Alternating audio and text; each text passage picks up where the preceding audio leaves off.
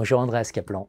Bonjour Jean-Philippe. Andreas Kaplan, Business Schools Post-Covid-19, Blueprint for Survival. Survivre pour les business schools. C'est chez Routledge Focus. Andreas, vous avez été pendant 10 ans au comité exécutif de SCP Business School et aujourd'hui vous présidez et vous êtes doyen de la Kuhn Logistics University, donc en Allemagne à Hambourg. On va faire un tour d'horizon ensemble de votre ouvrage et de l'avenir des business schools. Ce qui est très intéressant, c'est que dans cet ouvrage, vous revenez souvent sur l'histoire et vous rappelez que le SCP Business School a été la première école de management. Absolument. Pourquoi c'est important de rappeler ça? C'est important de voir les différentes étapes. 200 ans, hein, 2 siècles. 200 ans, un peu 1819. plus même. Exactement.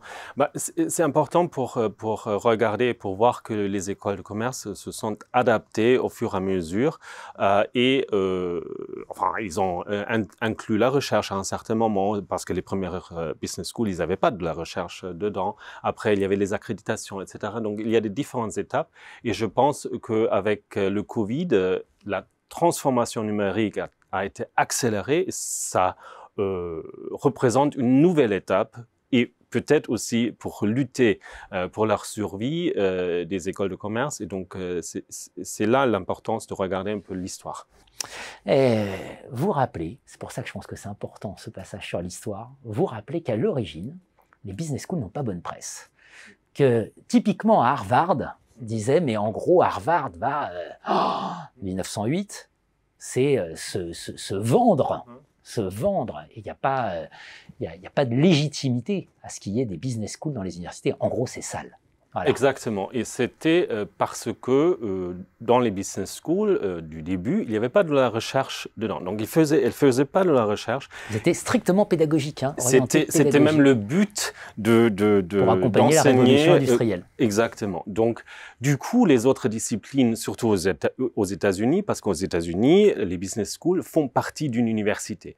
Et donc, les autres disciplines, ils ont dit, mais c'est quoi ça? C'est pas de la science, c'est pas académique. Donc, ils vont même nuire à notre réputation. Et c'est d'ailleurs pour ça que les business schools, les professeurs ont commencé à faire de la recherche dans les business schools parce qu'ils avaient presque honte. Et ce qui explique aussi un peu le lien qui n'est peut-être pas aussi fort avec la science, enfin la recherche en business school et avec le monde de l'entreprise, parce que c'était jamais le but.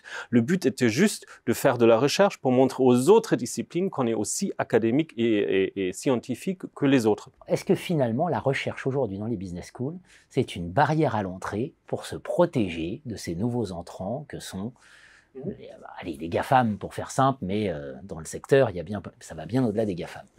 Ça peut l'être. Je pense actuellement, ce n'est pas le cas.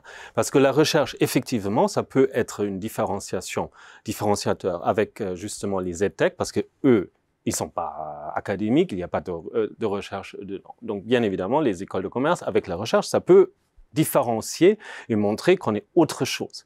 Maintenant, pour le moment, la recherche est très coûteuse. Il n'y a pas vraiment le lien avec les clients principaux, donc les étudiants, les entreprises, etc. Donc, à un certain moment, là, comme c'est actuellement, ces acteurs-là vont quand même se demander pourquoi je subventionne la recherche qui peut quand même coûter jusqu'à 400, 500 000 euros par article dans ces types de revues de alpha.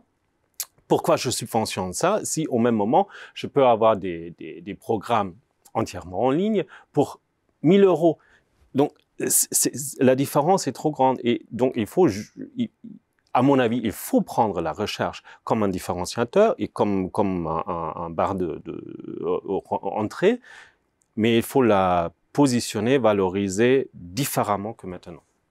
Merci Andreas Kaplan. Merci Business beaucoup. Schools Post-Covid-19, a Blueprint for Survival. Merci beaucoup.